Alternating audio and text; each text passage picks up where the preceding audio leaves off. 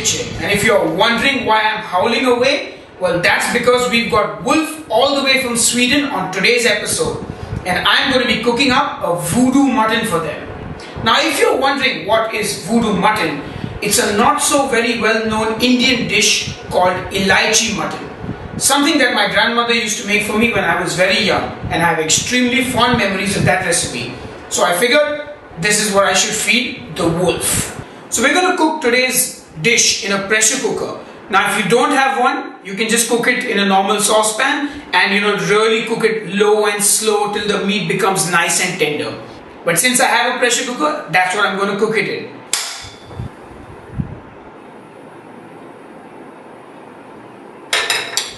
We're going to start by putting some oil in our pressure cooker. I think about 2 tablespoons of oil should do just fine. Now this being Elaichi Mutton, the predominant flavors are that of the Elaichi, and this is a really simple recipe. So we're going to start by taking about 7 or 8 cardamoms, or Elaichi as we call it in India, and grinding it into a fine powder along with the shells. And as soon as the oil heats up, we're going to fry these for a few minutes.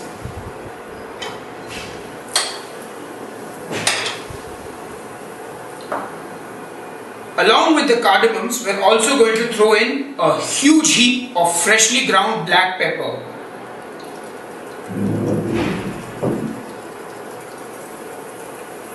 Pepper and cardamoms are the 2 main flavors in Elaichi Mutton, and I like to fry the pepper along with the Elaichi for a stronger flavor. You can also grind the Elaichis and the peppers together and make one combined powder. Well, now that the Elaichi's got some color on it, we're going to add in some ginger, some freshly chopped ginger.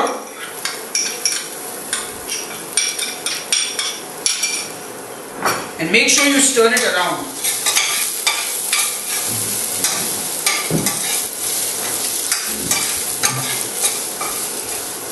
Now that our ginger is getting cooked a bit, next we add 1 full chopped onion.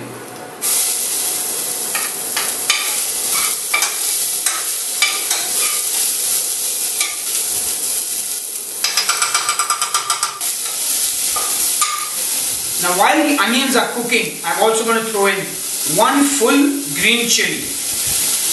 And that's because I don't like my food too spicy. So if you like it spicier, chop up the green chili and put it in. Or you could also put more than 1 chili.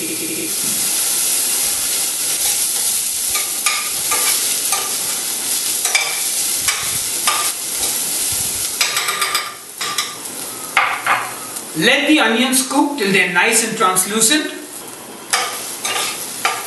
You can see now our onions are getting some color in them, and you can smell the lovely flavors of pepper and chili and onion and Elaichi.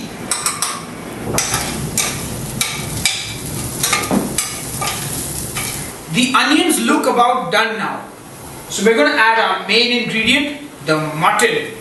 And if you don't like mutton, you can always substitute it with lamb or chicken or beef. But remember, the cooking time for all meats is different. So add in your mutton.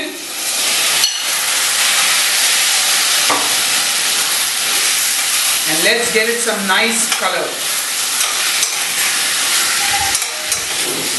I'm using half a kilo of mutton for this recipe.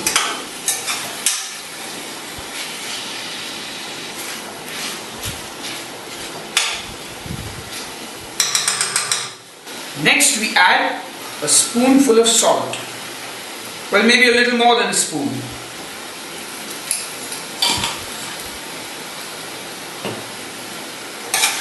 Mix that in well.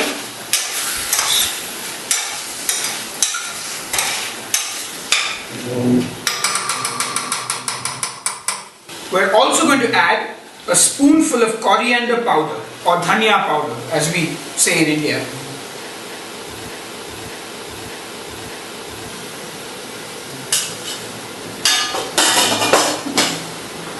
And mix that up nicely.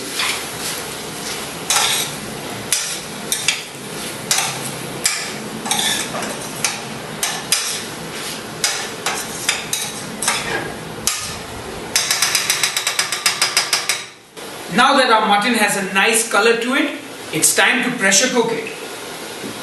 So add some water, just enough to cover the mutton.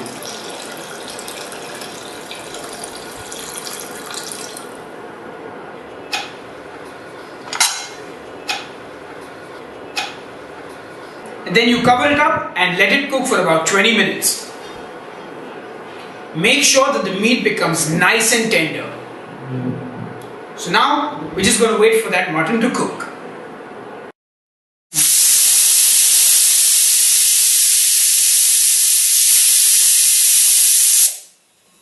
So the Voodoo Mutton has been pressure cooked into oblivion. I'm just kidding. We just pressure cooked it. And as you can see, we've got it on a low simmer right now. And if you notice, the gravy is kind of watery, you know. So we want to thicken this gravy up. So to do that, we're going to add 1 tablespoon of atta mixed with 3 tablespoons of water. And we've got this little paste happening. Now if you don't know what atta is basically wheat flour. And if you don't have wheat flour, you can do this with plain flour as well. So we're going to add the atta into this now. And this is going to help thicken up the gravy.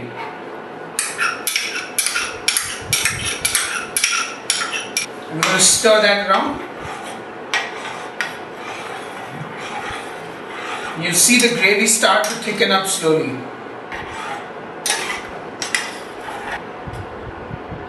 And just let this simmer for about 5 minutes more.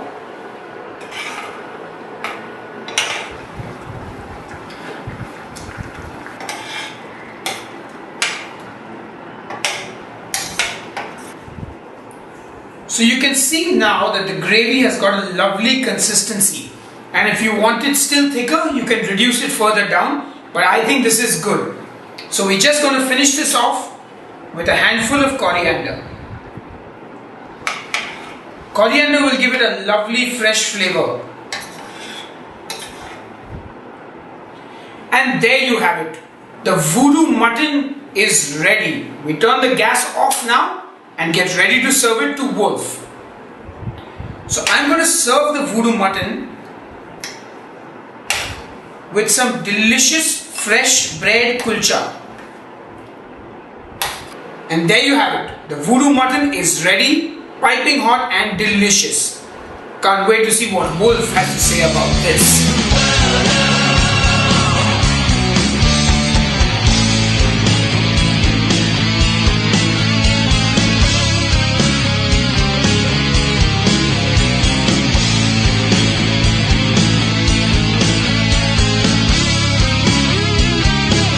Hey and welcome back to Headbanger's Kitchen. I've got the Swedish heavy metal giants, Wolf, with me here, Niklas and Simon. Hey guys. Hello. Hello. Very glad to have you on the show. Thank you. Thank you. Nice to be here. Yeah, so you're finally in India. How does it feel? It feels fantastic and chaotic at the same time. Unholy combination. Yeah. It's been great. Nice. So you guys have been here for a whole day actually, and I believe you've had some plans to go around and see Bangalore city. So how has the experience been so far? It's a lot of traffic and we've never heard so many cars honk their horns at the same time and nobody cares. Yeah, we try to figure out, the system of the honking, but I guess it's just use it as much as possible or something. Yeah. I'm driving. Nice. And did you get to see much of the city yesterday? Actually, we arrived Thursday, so we've been here 2 days. Yeah. We got in a bit late, so it got dark, but we saw some parks and some shops. Yeah. So your song Electric Raga, I mean, how did you get inspired to do a song like that? I mean, it seems that your connection with India goes back a little further. Yeah, because when I grew up I started to like Indian music, and Indian music in the Western world mostly means Ravi Shankar. So I started to buy Ravi Shankar records and listening to classic Indian music, different ragas. And I also bought the sitar when I was in my 20s and tried to learn it. It's really hard to play, but I use it on the record. On that song, the sitar you hear is me playing. Oh wow, I did not know that. Fantastic. So let's talk a little bit about Wolf. I know it's a question you've been asked countless times, but why Wolf? Yeah, because all the This was before all the shitty bands with 3 random words names, you know, hence the sky, or you know, it's just random words, and we wanted something that was simple and powerful, and just most of all, just simple and straightforward. Yeah. So you guys seem to have quite a connection with alcohol. You have a song called Absinthe, yeah, and I believe you also tasted some of India's finest old monk last night. Yeah, we sure did. It was really good. Yeah. I like Rob myself, and this one was really good. We had some other rum from here. Hercules. Or something. Hercules wasn't that. I don't remember the name. When you think of absinthe, you know, weird artists drinking it and go mad. That's the feeling of the song and of the lyrics. It's a wacky song. But when I got the idea for the song, I said to Andy, the bass player, we gotta drink absinthe, you know. And I happen to have a bottle at home that they have had for years. So we tasted it and we made, you know, the rites. You have to prepare it the right way. It's like a rite or something. It's like a almost religious. It's a complicated drink. Yeah, it's a complicated. You can't just drink it. It's something you got to prepare in the right way, and it looks amazing, and it, you know, evolves into something different, and the flavors come out, and the little fairies. The little fairies, and then you see the stars all over. But I think you need an absinthe endorsement now. Yeah, the thing is, it might happen actually. This is nothing that is. We'll see. We'll see. If the gods are with us. Yeah. We actually had some ceremony at the festival today, so maybe now we're favored. Yeah, hopefully. And it will happen. Okay, so most people don't know, but you guys have been around since 1995, and that's like 17 years. You know, could you kind of maybe very briefly tell us what the journey's been like? Because that's a long time to be in a band. Yeah, I started the band with another guy because in the 90s I just felt lost. It was like, I felt like an alien because no one liked the music I liked. I still listen to the great stuff from the 80s when I grew up. But it was considered dorky and, you know, not cool at all, and you couldn't put an Iron Maiden record on a party and then people start, oh, boo, you know, like that. And I felt like the new shit in the 90s, I didn't like it much. Shit.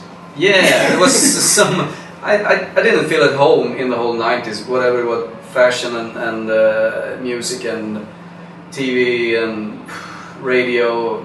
I didn't like it much, and I wanted to be in a band always. I started playing instruments since I was 5 years old, and I always wanted to be in a band, and but no one wanted to play the music that I liked. But then I found a guy who felt exactly the same. So we started the band, and we just started to play the music that we ourselves would like to buy, because no one else was doing it. And you know, we had some own stuff, you know, original material that we wrote, and then we mixed it with some, you know, covers from like Wasp, Exact, Iron Maiden, and we played around in bars in our hometown, and people were kind of laughing at us. But after a few beers, late at night, they were like, yeah, doing like this, and we felt like there was more and more, you know, interest in what we're doing. So in 1999, I think, we landed a record deal, and they were brave enough to release our first record in Sweden, which was very, very different from all the other releases from any label back then. But people started to like it, and we always felt like this music is gonna come back because it's good music. Absolutely. And how did you come to join the band, Simon? Well, it started, I've been friends with the bass player Andy since 95 or 94 or something, and I knew Nick since 2000 maybe or something, like way back anyway. And it started in 2009 when I did a fill-in job on a Wasp tour. They asked me to do it because the other guitarist couldn't come for some reason, and then like last year 2011 I was with Andy in Stockholm drinking some beer, and he said, well, how about joining Wolf for real? I was like, yeah, of course, and that's pretty much it. So, and then it's history from there on. So. Nice. So when did you guys sign to Century Media Records, and do you feel that's kind of when you're, I mean, because at least in India we've only heard of you guys very recently. Yeah. Do you feel that as a band your career kind of really made a jump with the deal with Century Media? And how do you think a big label affects a band like yours? Yeah, we released the first 3 records on a Swedish label, and it was a good label and a kind of big label in Sweden, but they didn't know heavy metal at all. So we were famous in Sweden with those 3 records, but no one outside, like Scandinavia, no. Oh, well, in Germany also, but no one like in UK that didn't know about us, and we felt like with the record deal with Century Media we reached a much bigger audience at once, and it was a big leap for us. Awesome. It's always good to have bigger reach, of course. So. Definitely. Alright, so since we're a food show, I got to ask you guys, what's your favorite food and what do you like to eat? I like beef entrecote with a lot of butter on it and some vegetables. Yeah, I'm a meat guy as well. Doesn't matter what meat, just any meat. Yeah. I like béarnaise. Is it called like that? I don't know. Yeah. Pepper sauce as well. Yeah. Have you guys eaten a lot of Indian food? Oh yes, we love Indian food. We've been eating Indian food since we came here, and I really like that kind of food too. I'm from Stockholm and we have a lot of Indian restaurants, so I usually, at least one time a week or so I eat it, so I like it. Nice. And rumor has it that you have a thing for eating animal testicles. I want to hear the juice on this, no pun intended. No, I was giving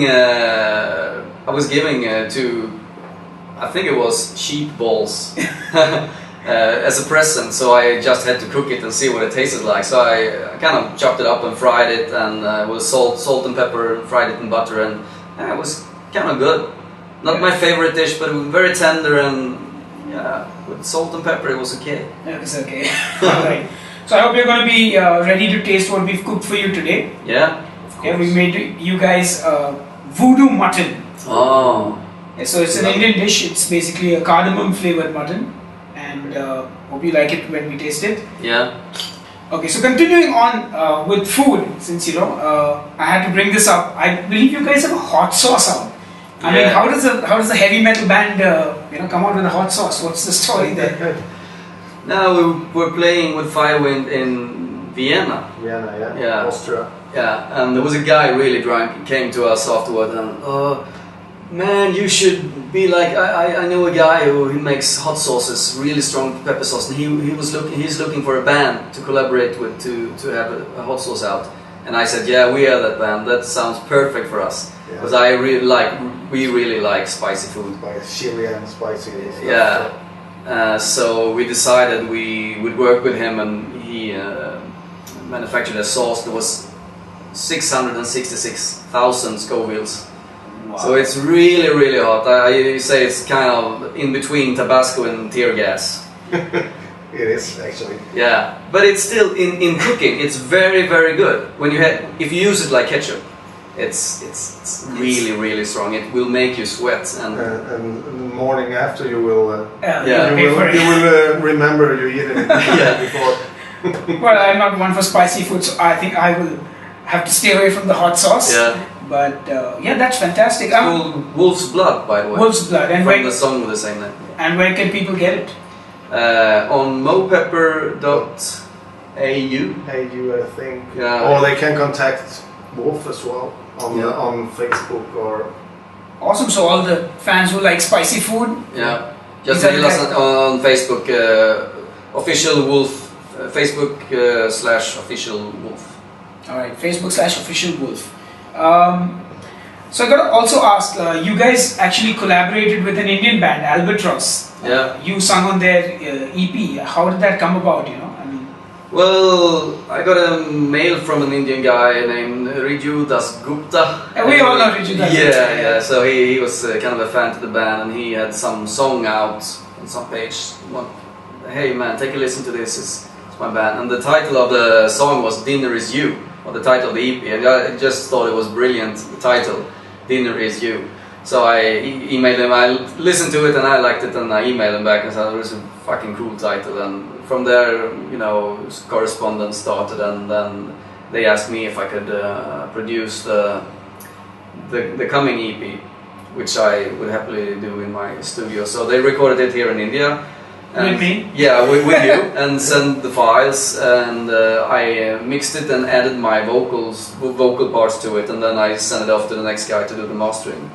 And I think you guys are fairly active on Facebook, and do you feel that's important today, being in a band, that to connect with your fans one-on-one via social media platforms like Facebook? Yeah, to a certain degree, I think. You know, as long as it doesn't get too much for you, I mean, it's always nice to get response from the audience. You sit at home, you get ideas, and we collaborate as a band and get something. We are creative and make something, and it's always nice to know that people are receiving it.